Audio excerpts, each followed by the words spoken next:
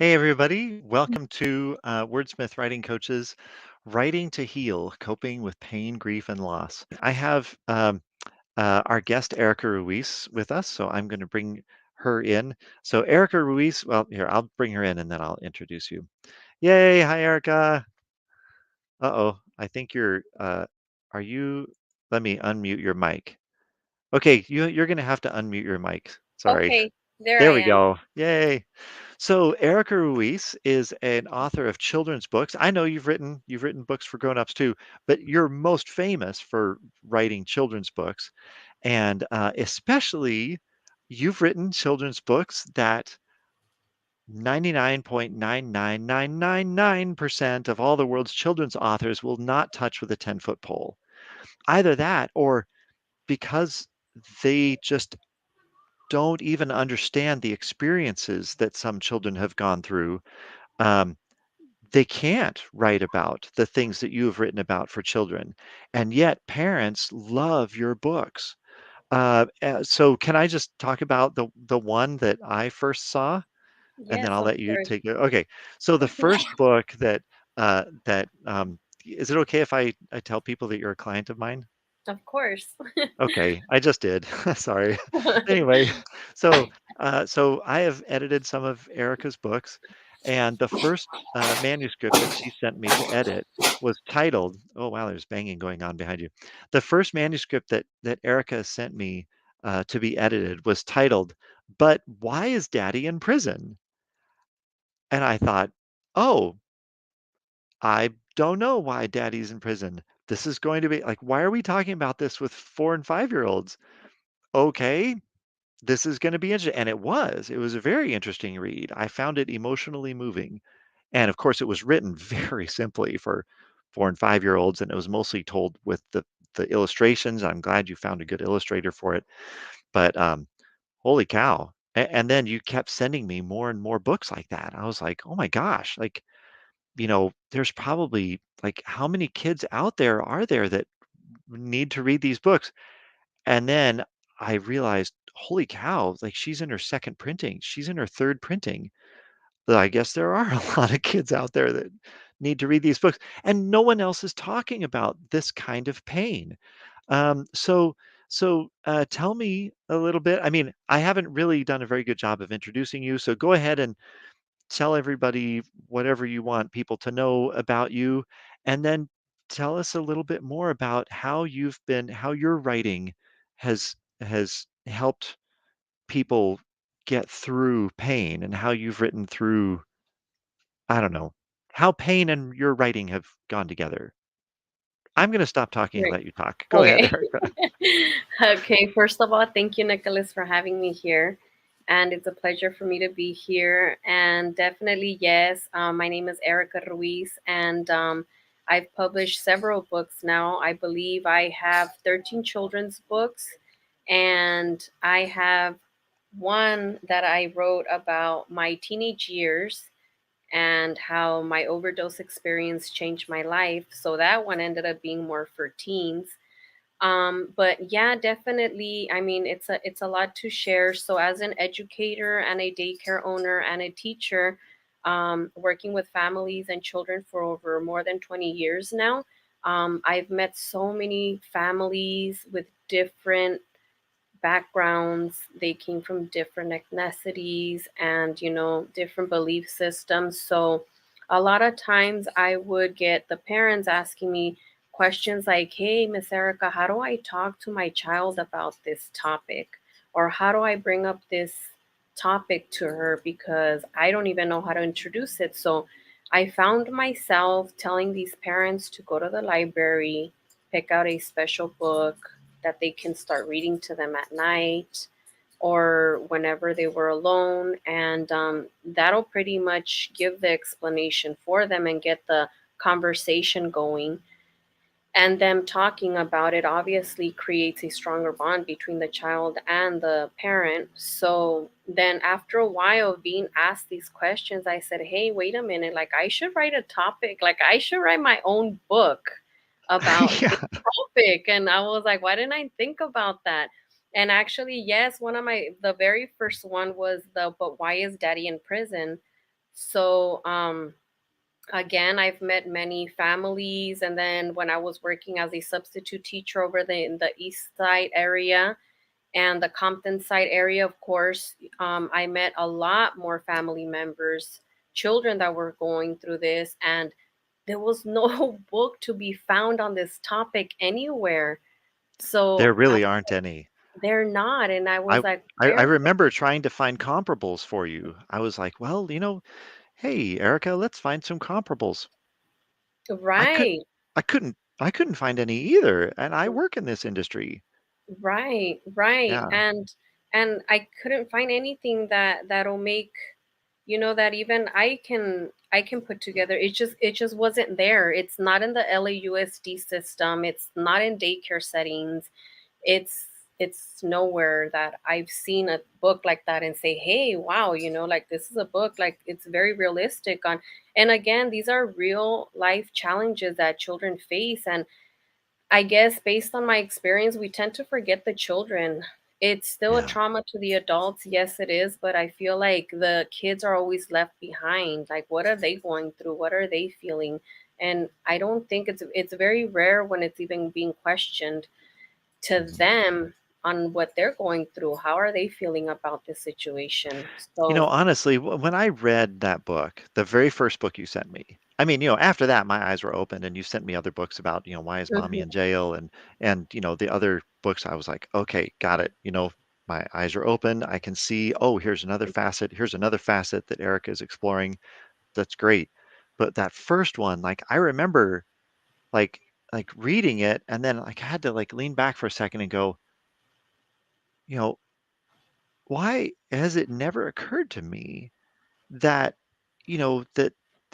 that these young the people who go to jail could be parents, and parents of young children, and parents of young children, and their children are not like 3, 4, 5, 6-year-old kids. Like, they don't have, like, if it's a teenager, maybe the teenager is like, oh yeah, dad is doing some bad stuff, and mhm, oh man, the cops have come, and like, they're mature enough, they have like a sociological framework, they've been watching TV, and they're like, oh dang, my dad is like the bad guy on TV or whatever, right, or whatever it is. Or maybe it's the other way around. It's like, oh, my dad is unjustly, it's a, don't make my mom into Sandra Bland, which is a right, valid concern, right? So, but when a kid is at least 11 years old, they, you know, they have some traction, mental traction. They have handholds. They have cultural stories that they've already mhm, heard. They have a mental framework it fits into. But holy cow, what about the 3, 4, 5, 6-year-olds? And they don't know. And like, well, where's dad? Oh, well, daddy's in prison. And of course, the next question is, but why is daddy in prison? And what is prison? Like, they don't know any of these things. And so how right, awesome to have a children's book to just, without making any assumptions and without making any judgments, just lay mhm, out some of these things for them and give these young children some kind of a framework to just to even like just to have, well, like we've been saying, like, having the words to think about the feelings that you're feeling can make the feelings less terrifying.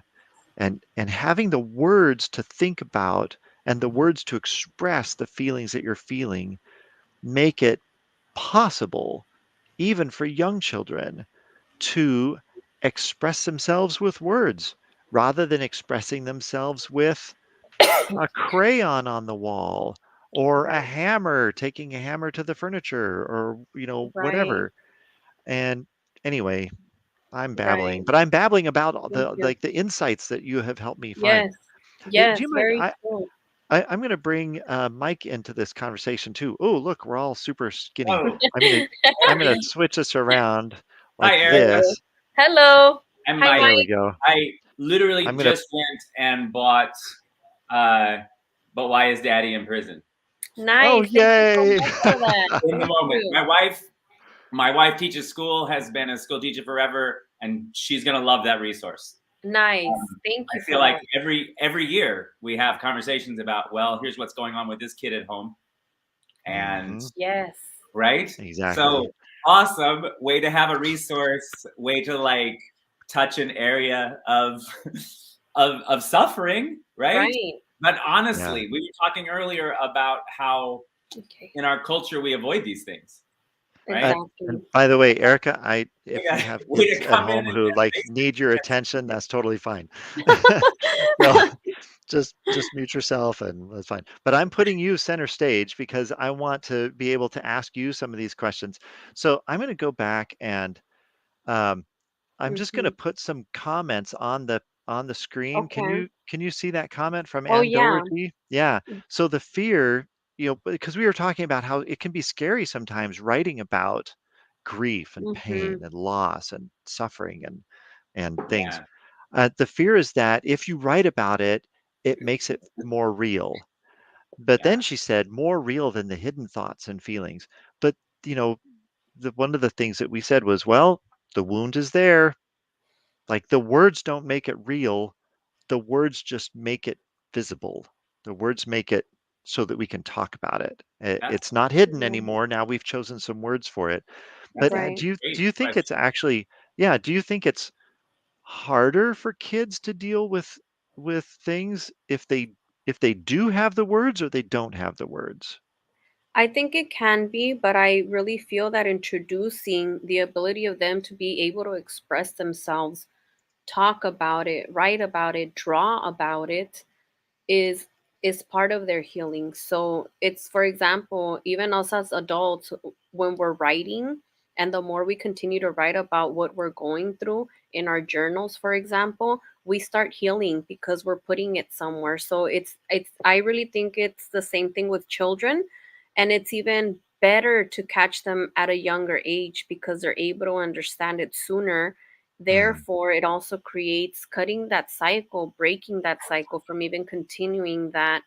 And there's so many reasons behind, every case is so different, right? Why a parent's incarcerated, whether it's because, and a lot of times it's, they're not even supposed to be there, or, the justice system is so crazy now that mhm, it's like we don't even know what's really the truth behind all of that. I'm not saying that not nobody deserves to be there. I mean, everybody pays for what they got to pay for, but at the end of the day, it's the children, right? We worry about the children. They're our future. yeah, Like we gotta educate them. We gotta mhm, teach them that this is not something to be ashamed about, that it can really happen to anybody. mhm. And so, as Ann Doherty, this is a different quote from her. I think that the best therapy is the willingness to put yourself into words on the page. It may or may not be shared. So, can I? I'm just going to brag on you Mhm. a little bit more. Yeah. One of the things, well, not one of, like another thing that I really liked about that first book, which I remember as an editor, at first I was like, so this is not actually the way that you do children's books. And you push back. You're like, well, here's why I'm going to do my book this way. And I was like, okay, you know what? Good reason. Why not? First book, let's go. If everyone hates it and nobody buys it, then maybe she'll change her mind. But actually, it's one of the most popular features of your book. So, Anne is talking about, the best therapy is the willingness to put yourself into words on the page.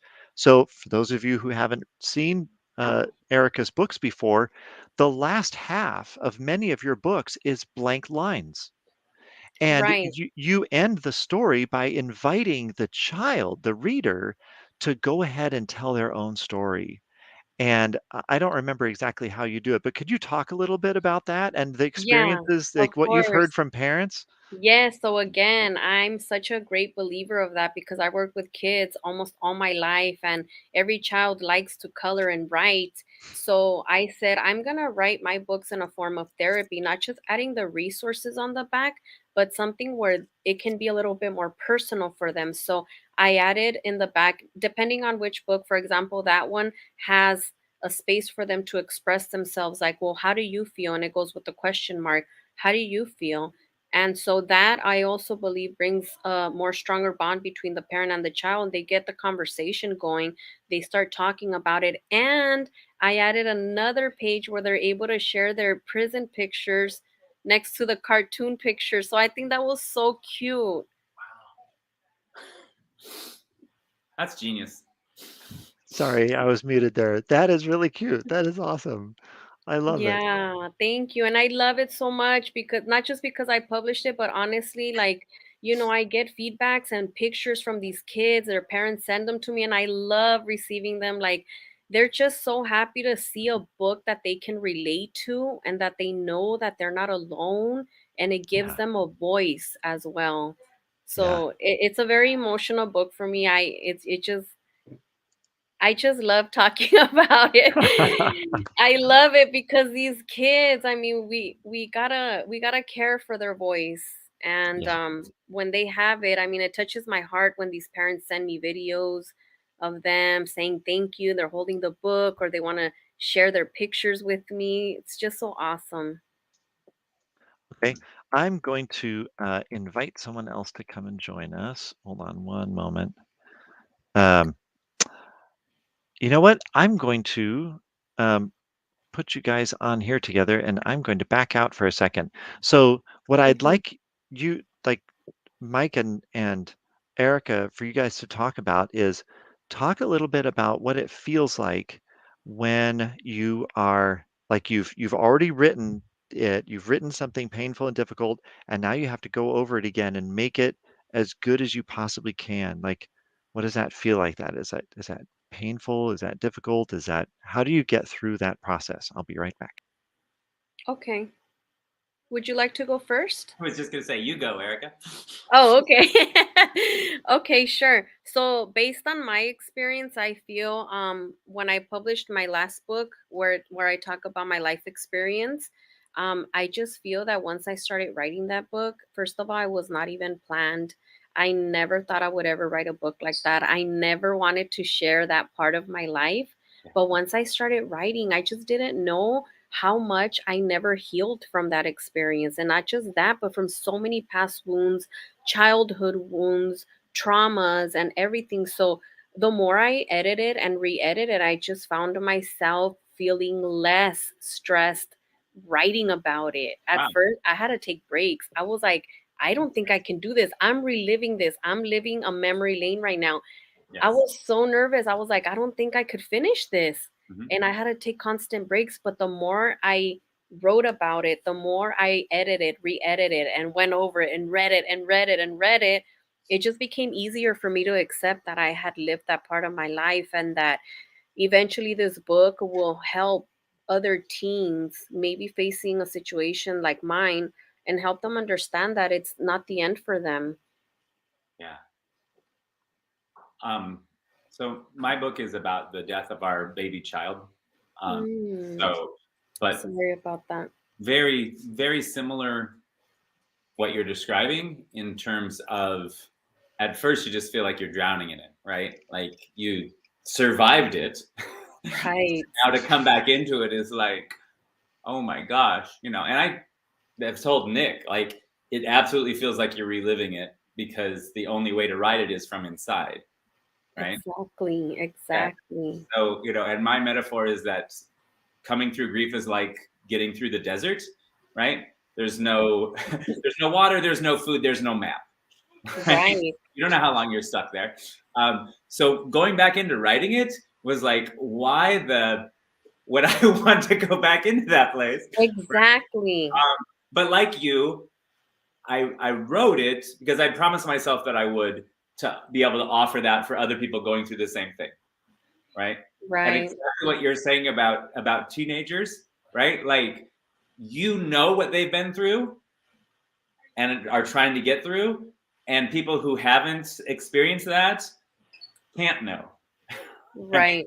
and that's what so for me, I mean, I wrote my book for about a year and then had to take a break again.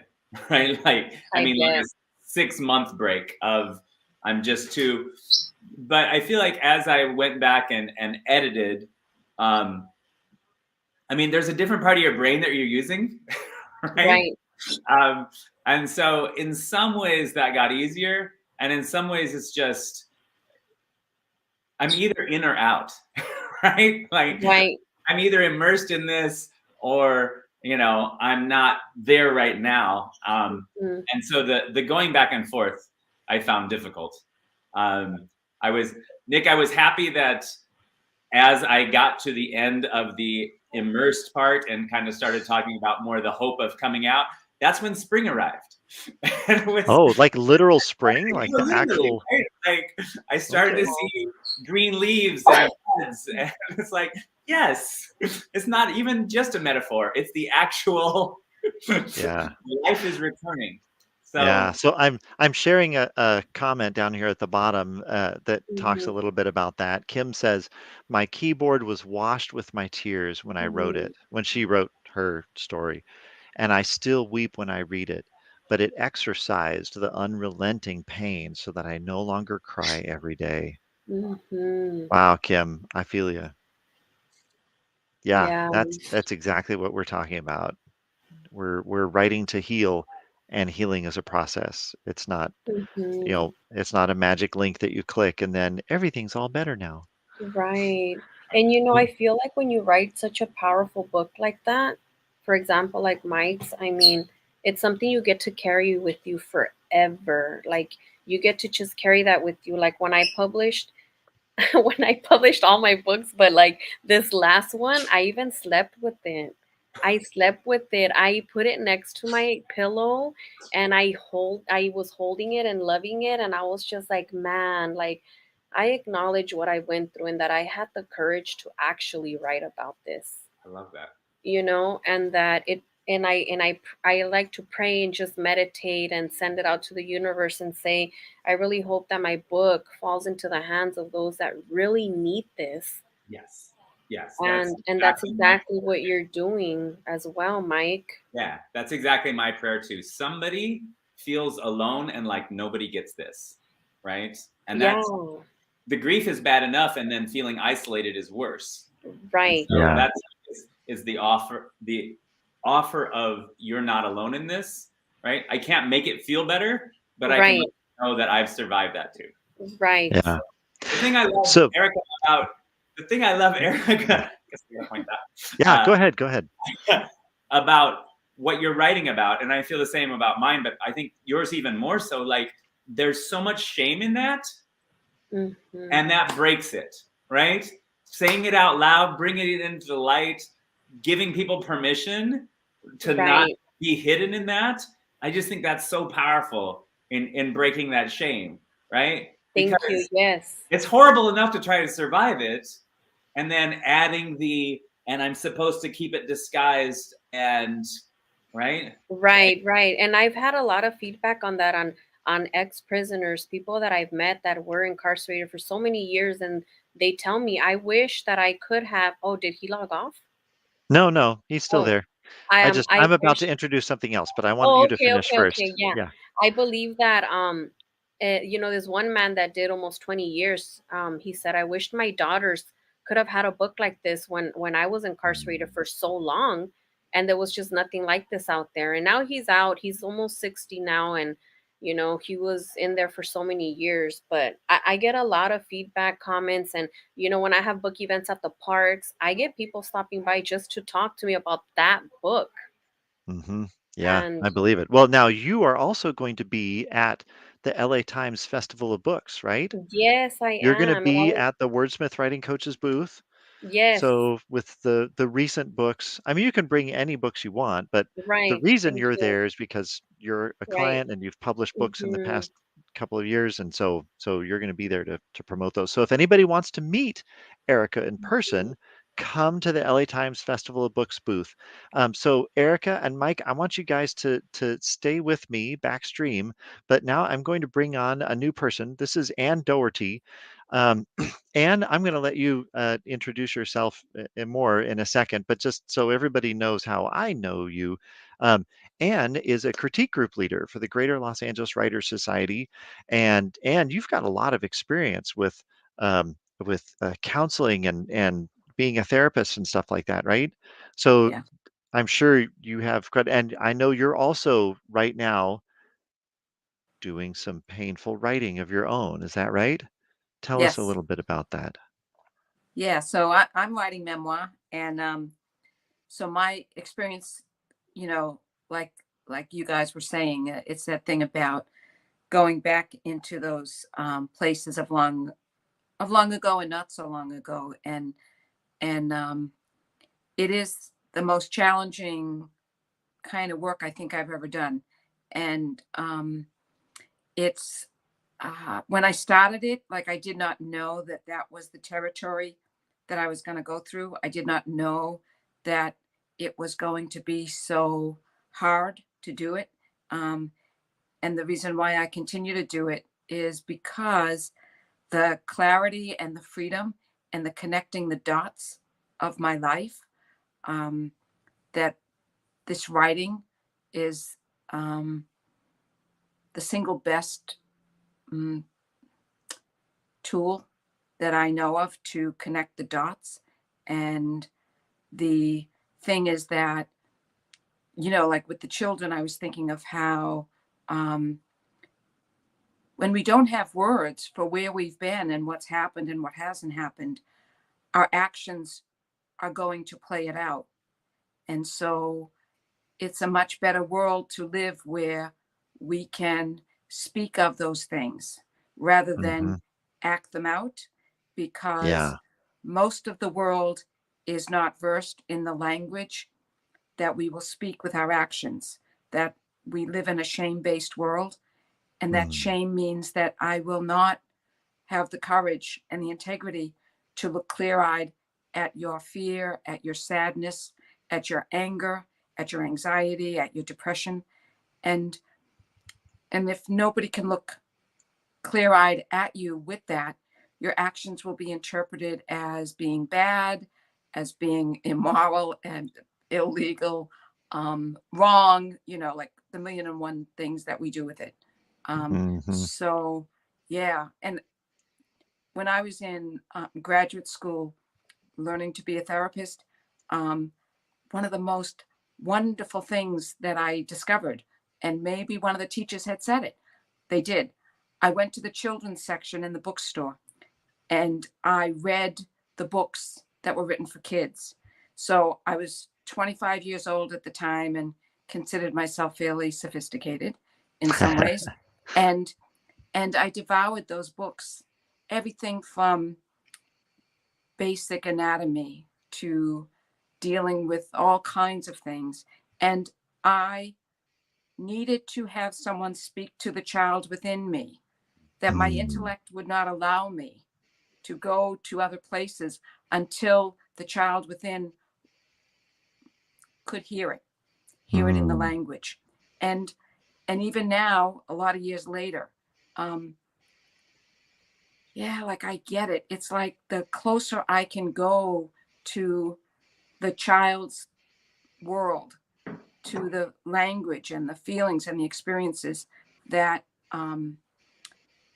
the better my world becomes. I become Yeah. more articulate and Mm. I become able to be in this adult world only when I have the courage to go and inhabit my personal child world that you give voice to. Right.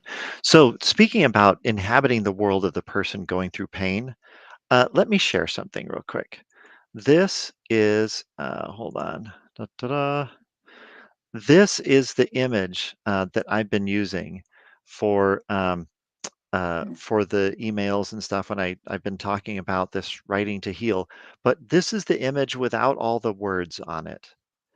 And the reason I actually took this picture, and the reason I chose this photo is that it it feels like that lonely road that you're going down when when you're suffering, you're carrying this burden and grieving, and just life doesn't make sense. Everything's out of whack, and you just are feeling so much pain. And it's like the way the metaphor Mike used was being in the desert, and the metaphor that I've used in the past is being on a lonely road. And some days for some reason, you need to make progress forward, right? Like you don't want to go back. I haven't really thought that through exactly why you don't want to go back. There's pain behind you, and so you want to move forward, right? And sometimes you're you're riding a bicycle on this road and making real progress. Sometimes you're walking.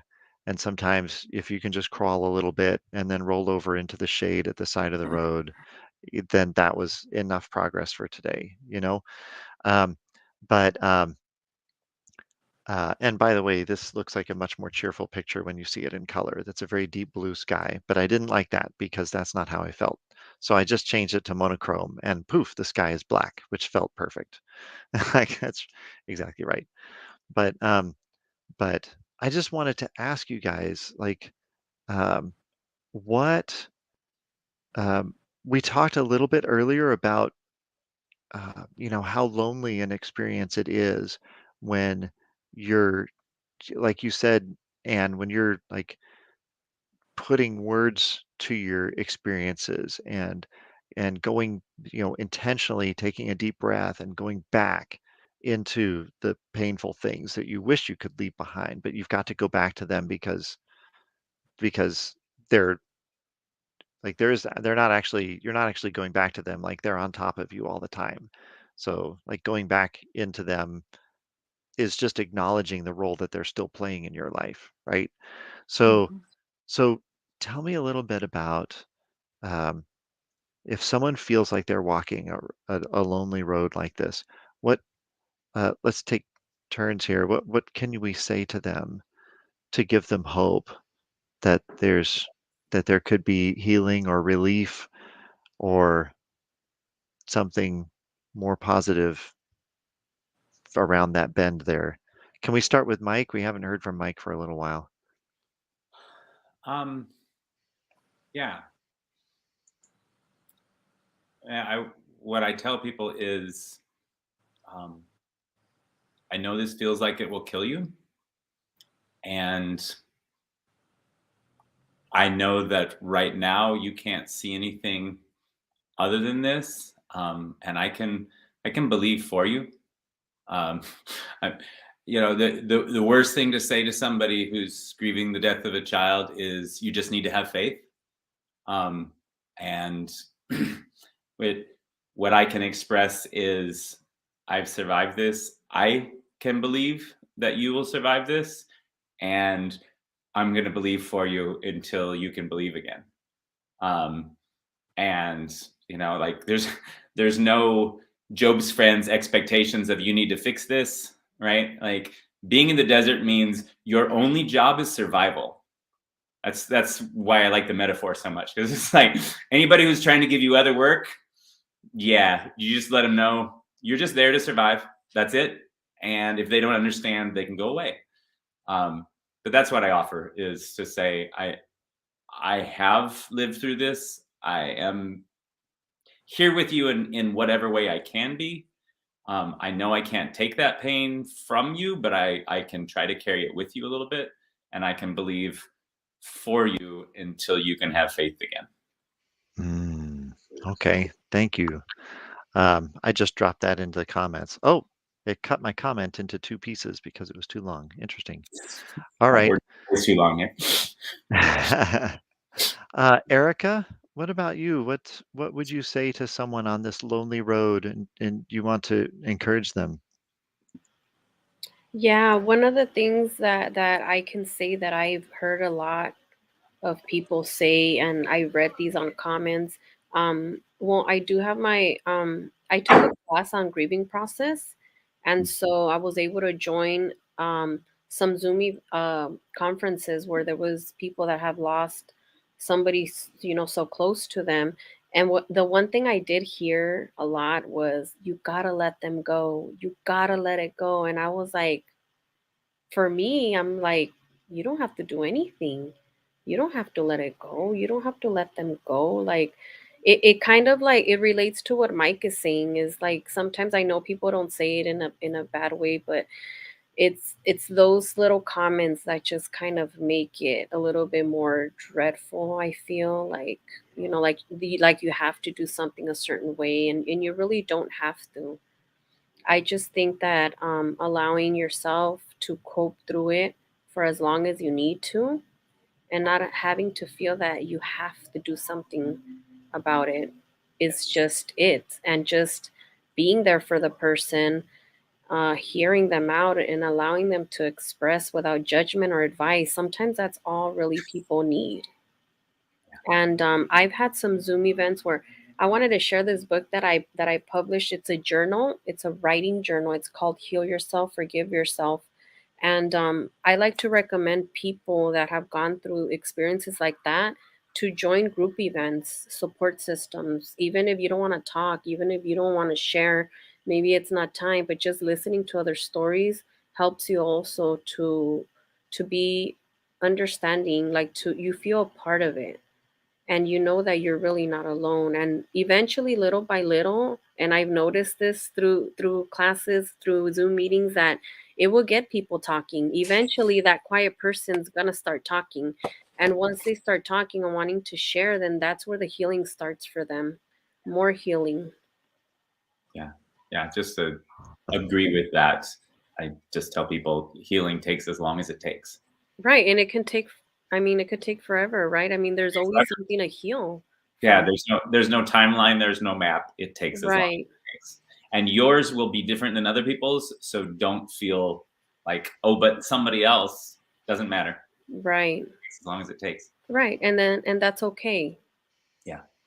Yeah, that's excellent. Anne, what would you say to a person walking this lonely road? um, that there are things that have died. There are parts of you that are dead, that will not come back. There are memories, experiences, dreams, hopes that will not be.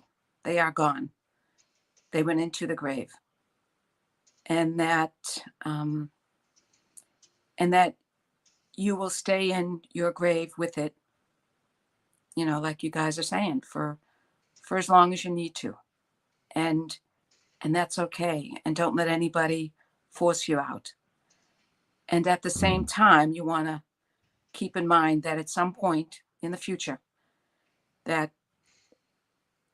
and there's this thing that I have on my desk, and I didn't, sometimes I write things down that, come in my head, and I try to capture it. At some point in the future, that you need to know that in order to live in the now, you must deal with what died back then. You don't do it all now, and it's all not in some nice, neat little thing, the rest of your life it's going to unfold. But at some point, you're going to want to live in the now because people need you to live. You need you to live, but you cannot live until you go back and deal with what died. Yeah. Yes. And dealing with it means to put it into words, to let the feelings be fully there, and don't let anybody or anything stop you, because the world is pretty damaged, and all the platitudes and all the calendars and all the crazy things we use to mask and hide and drown and destroy, they're wrong. They're bad. They're evil. Yeah. Amen. So. And Kim says that you are being very helpful for her. Yeah. Yeah. I agree. That's why I say, losing a child is an amputation, right? It's not just a, flesh wound that's going to heal, right? And it's exactly what you're saying. This is gone. It's not coming back. You can learn to live with who you are now without that arm, but until you accept that, in the sense of this is forever, right? You're going to be stuck in that place. Yeah. That's a great word, Anne. Thank you. And okay. Nick, the photograph, yes. your photograph, yes, that, it's that thing about, when you look at flowers and, gardens and all of that, like that garden thing will never it will never be the same. What was Mhm. planted and what was hoped for, that season is gone. And after the Mhm. fallow time of the winter, there must come a time when there are new things, or even if it's attempts at having the same stuff planted again, but it Mhm. will be new, and it must be. And the Yeah, and it photograph can't that ever you be the have, same. Yeah. Mhm. right, Yeah. and it should never be the same. Mhm. It should never be the same. It can't be the same. Life is Yeah. different. They're not Yeah. here. It never happened, or whatever, you know? Yeah. Yeah. Yeah. So I have one last image that I want to share with you guys because we're out of time. But just a thought for those of you writers out there. Yeah. Look, if this grief and pain is living in your head anyway, let's force it to pay rent. Let's write it and let's publish wisely as much as possible in our particular situations. And I mean, it's funny, getting our pain to pay rent, right? And earn some royalties on our books. But really, what that actually means, Mike and I have had some long conversations about this very thing. What Patrick Nathan is actually saying is, let's help other people with the hard work that our pain has forced us to do in ourselves and with it, because other people are going through pain as well. And other people, uh, you know, not everybody, like Mike said earlier, like we can't assume that we know how this person feels that we're talking to, but we know how this experience feels that we're going through. And there are other people who are going through similar experiences who like really need what we have to share with them at each step of at each stage along that long lonely road. In the beginning, when we're just standing up at an open mic and just screaming and sobbing into a microphone for 2 minutes, that can be very cathartic. It's not going to be the headline uh, thing that attracts everybody there, but it could be, you know, the the one thing that really helps, you and someone else in that room. And further along on that road, you know, you might write science fiction stories like Neil Young and work your situation, work out things in that way. And then someday, 17 years further on, like Mike, you might be in a place where you could openly talk about that exact, like we're not using metaphors anymore. We're going to use names and dates and put feelings into very specific words and talk about all that. And yeah, at each stage there, um, we can write our way through our pain, and we can write to endure and write to mature. And someday we have the hope that we can write to heal. So thanks everybody for joining us. Um, I'm going to turn that off. Thanks everybody for joining us. And thank you for being willing to be promoted from the audience and share a little bit with us. I wasn't going to promote everybody. To those of you who, sent me very nice emails and said, me, sorry, I promoted Anne instead. Sorry. But join us next time. Because Neil Young and Beth Kilpatrick and Madeline Sharples all said, yes, yes, we want to come. We just can't come today. So we are going to reprise this. So stay tuned. Uh, but thanks you so much, Erica, for joining us today. And Mike, thank you as always. I really appreciate you guys and everybody who is watching us live, and especially people who are brave enough to comment. I really appreciate you guys. And I do hope that you will tell your stories well and publish wisely. Bye, everybody. Thanks, Nick. Take care, everyone. Thank you, you guys. Thank you. Yay. Bye. Bye.